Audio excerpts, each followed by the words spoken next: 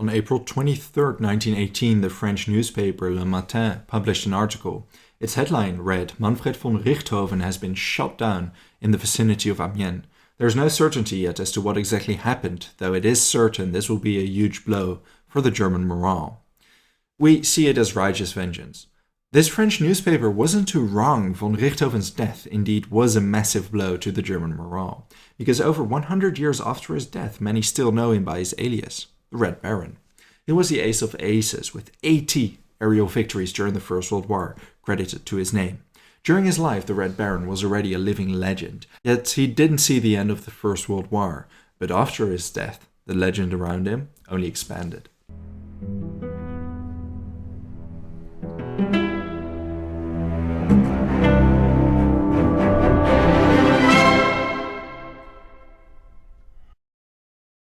Born on May 2, 1892 in Breslau, Manfred was born as the oldest son in a prominent Prussian aristocratic family. His father, Major Albrecht von Richthofen, and his mother, Kunigunde, had 4 children in total, a girl and 3 boys. Every son of the family bore the title Freiherr. Manfred's younger brother, Lothar, was to have a career as a fighter pilot himself, a pretty successful one at that. Already from a young age, Manfred loved to hunt and ride horses, both passions were eagerly stimulated by his father. To his father's joy, Manfred took a keen interest in military matters, and at the age of 11, he was already sent to military school. This basically determined the culture Manfred grew up in, a disciplined and militarized one. But he loved it, and he definitely thrived in it. Funnily enough, it wasn't Manfred who would grow up to become an actual legend that was famous with the ladies, though. His other brother, Lothar, was known as a charmer, whereas Manfred was more withdrawn. He didn't necessarily excel in military school, but wasn't below average by any means. What he lacked in grades he made up for in excelling in physical activity and sports. In 1911 he joined the cavalry regiment, the Ulan Regiment. The German Imperial Army had 26 Ulan regiments in total. These were light cavalry units, wearing Polish-style caps, tunics and steel-plated lance. When the First World War broke out, Manfred, like so many men his age, served in the German Imperial Army. Because the First World War saw trench warfare and modern weaponry, the majority of German Ulan regiments were already dismounted during the early stages of the war. Initially, Manfred was stationed at the Russian front, but later moved to fight in France.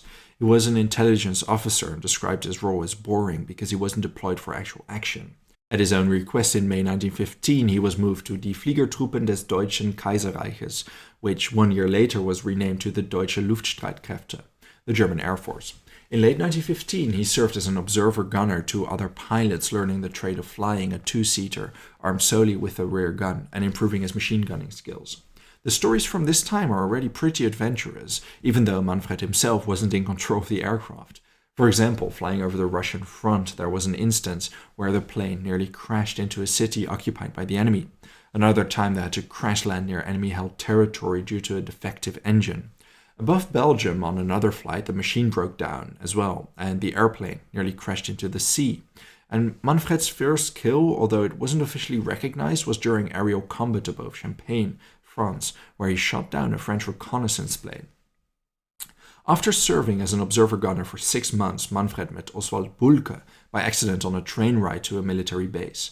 Bulke is still considered the father of German fighter air force, and by that time he was already somewhat famous due to 4 aerial victories. Following the meeting, Manfred decided he too wanted to fly a Fokker instead of just being the gunner. Contrary to popular belief, Manfred wasn't a natural talent at being a pilot. He failed his first 2 flying exams, crash landing and flipping over his Fokker during the first attempt. But in his memoirs he vividly describes how free he felt while flying, and how he could love nothing else. Often Manfred referred to the battle in the skies as an elevated form of hunting, which he loved when he was young. His flying style was rather conservative, refraining from aerial acrobatics, loopings and crazy maneuvers. He relied on his hunting instinct and his qualities as a gunner. When he finally passed his 3rd exam, he was initially moved to the Western Front. On this front, Manfred attained his 2nd aerial victory, although again it wasn't acknowledged. But the victory was published in a German newspaper, albeit without mentioning his name. Manfred assembled a Foster mount in front of his 2-seater, which was primitive, but it got the job done. He soon tried out this new setup, shooting down a Nieuport 21 fighter. Still, this too was not recognized. And when Manfred was sent to the Russian front for the 3rd time by this point, he too would not receive any recognition for aerial victories. Although, to be fair, there weren't any to be had. The Russians didn't use aircraft. Manfred spent some time flying as a bomber, not meeting any resistance in the sky. That wasn't until Bulke returned from time off in Turkey and swung by Manfred at the Russian front. By this time, Bulke was incredibly famous as a fighter ace. He was only 24 and he enjoyed a real celebrity status. He told Manfred about his plans to establish his own squadron, the Jagdstaffel 2, with young, talented pilots. Manfred happily accepted Bulke's invitation and started his learning from one of the best German fighter pilots. In September 1916, the squadron flew over France when they came across a squadron of British bombers. A firefight ensued and Manfred managed to shoot down a bomber, killing the 2 men inside it. During this mission, all members of Bulke's squadron enjoyed their first recognized aerial victory. Manfred did so as well, and 79 would follow, making him the most successful fighter ace of the First World War. Bulke's squadron was incredibly successful, and thanks to diary entries by French and British pilots, we know the names Bulke and later von Richthofen. They instilled fear in those pilots. Yet on October 28, 1916, Bulke, the living legend, died in a plane crash. Ironically, he wasn't defeated in combat but crashed into another German aircraft mid-flight. He was just 25 years old, and his entire squadron combined had attained as many aerial victories as Bulke had on his own, 40. After Bulke's death, Manfred continued attaining victories and making a name for himself.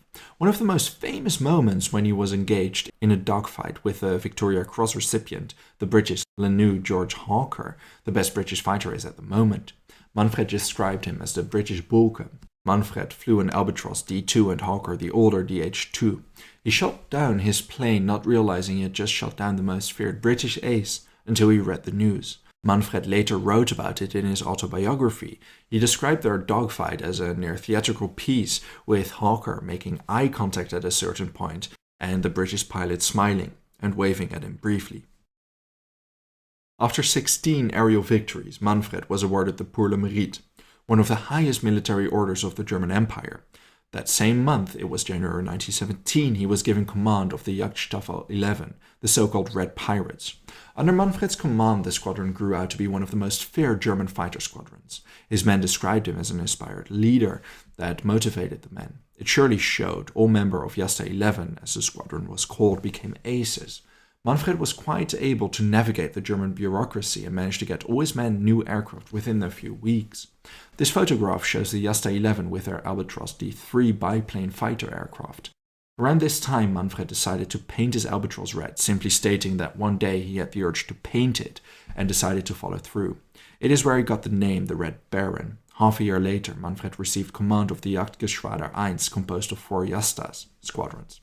Manfred commanded 50 planes, and other fighter pilots now too painted their aircraft in bright colors. Jagdgeschwader 1's became known as von Richthofen's Flying Circus. In it, many elite fighter aces served, among whom Manfred's brother, Lothar.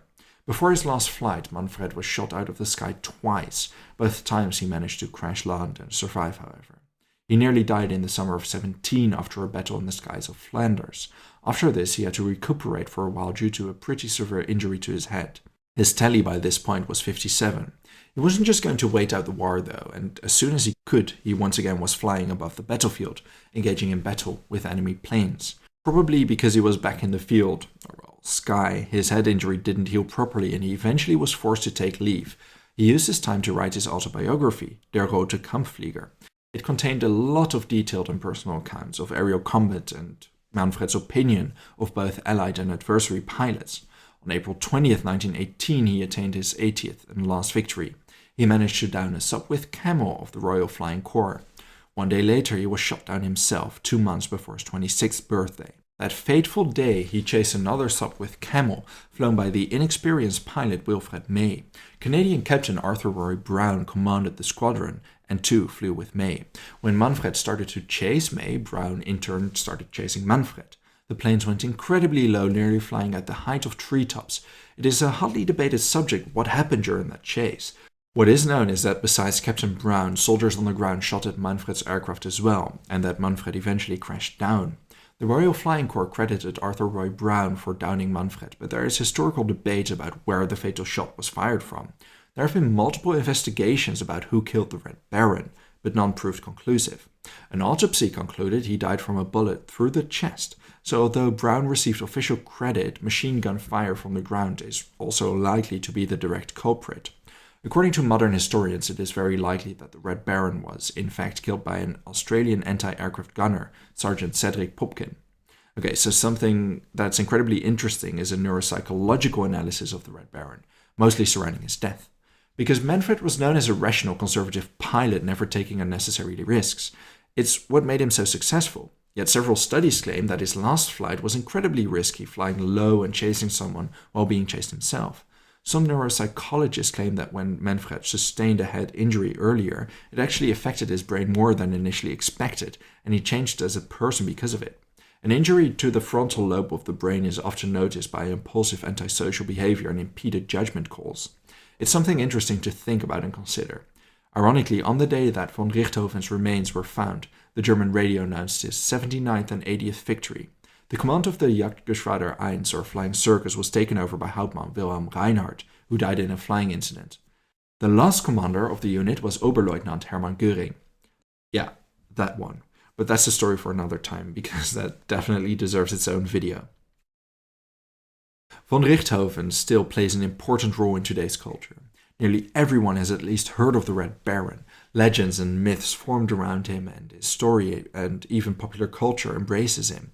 For example, Snoopy the dog in the comic strip Peanuts often imagines himself that he's the pilot fighting against the Red Baron. The American rock band The Royal Guardsmen even wrote a song about it, Snoopy vs. the Red Baron, a song that peaked as number 2 on the Hot 100 in December 1966. In 2008, a movie about his life named Der Rote Baron was released.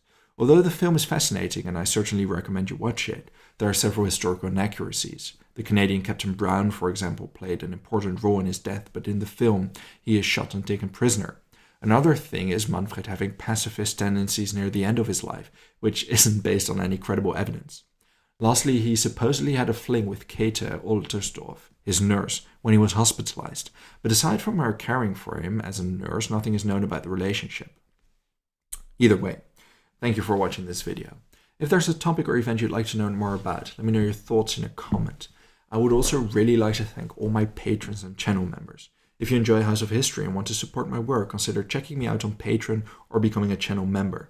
For just $1 a month, you already gain access to the exclusive Patreon series. Don't forget to subscribe. See you next time.